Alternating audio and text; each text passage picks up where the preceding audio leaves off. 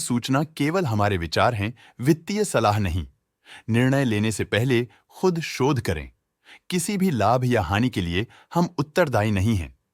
आज हम देख रहे हैं स्टील एक्सचेंज इंडिया लिमिटेड के 2024 Q1 की standalone financial performance. Starting with the sales, company का year over year sales growth around 4.94% रहा, मगर पिछले क्वार्टर से इसमें थोड़े से चेंजेस आए हैं, around -15.54%। Expenses -14.24% quarter on quarter decrease हो गए हैं, जो साल भर का 3.44% की राइज के साथ अलाइन करता है। एक्सपेंसेस में डिक्रीज अच्छा है, लेकिन सेल्स में डिक्रीज निराशा की बात है। ऑपरेटिंग प्रॉफिट, जो पिछले साल के कंपैरिजन में 21.88% अप है, quarter on quarter around -26.26% decrease हुआ। Operating profit margin OPM annual basis पे 1.3% से इंक्रीज हुआ है, मगर क्वार्टरली ऑपरेटिंग प्रॉफिट मार्जिन -1.37% से डिक्रीज हुआ है। एक्सेप्शनल आइटम्स को ऐड करके अदर इनकम पिछले क्वार्टर के कंपैरिजन 140.81% बढ़ गई, बावजूद इसके कि ईयरली ग्रोथ 185.96% है।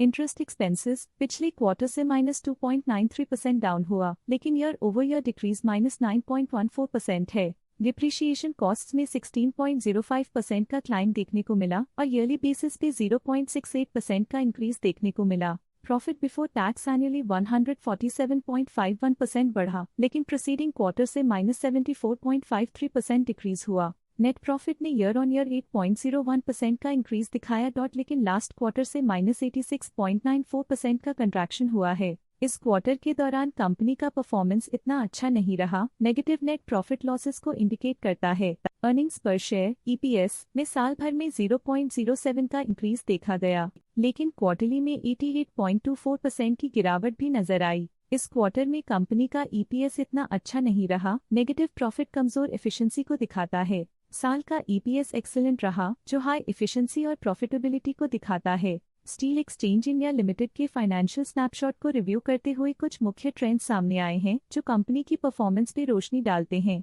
जून 2021 से जून 2024 तक स्टील एक्सचेंज इंडिया लिमिटेड की फाइनेंशियल जर्नी में सबसे पहले बात करते हैं सेल्स की। जून 2021 से जून 2024 तक स्टील एक्सचेंज इंडिया लिमिटेड की सेल्स में उतर चढ़ाव रहा, जो 1069.31 करोड़ से बढ़कर 1101.57 करोड़ हो गई।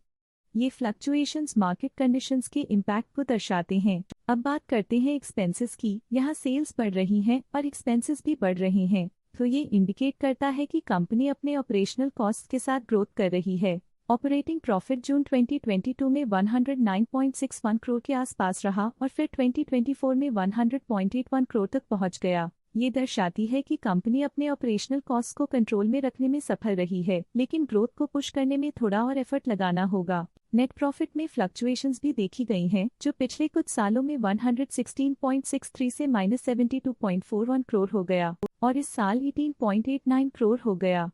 ये इंडिकेट करता है कि कंपनी की परफॉर्मेंस और अच्छी हो सकती थी। कुछ पीरियड्स में EPS में भी फ्लक्चुएशन देखी गई है, जो कभी 0.33 के आसपास रहा और कभी थोड़ा इम्प्रूव या डिक्लाइन हुआ। ये इंडिकेट करता है कि कंपनी को अपनी अर्निंग्स को स्टेबल रखने के लिए कंसिस्टेंट एफर्ट्स की जरूरत है। ये negative performance steel exchange India limited के लिए एक वेकअप कॉल है, जो कंपनी को अपनी स्ट्रेटेजिक प्लानिंग और फाइनेंशियल मैनेजमेंट को सुधरने की जरूरत को हाईलाइट करती है, ताकि वो अपने लॉसेस को कंट्रोल कर सके और फ्यूचर में स्टेबिलिटी और ग्रोथ को टारगेट कर सके।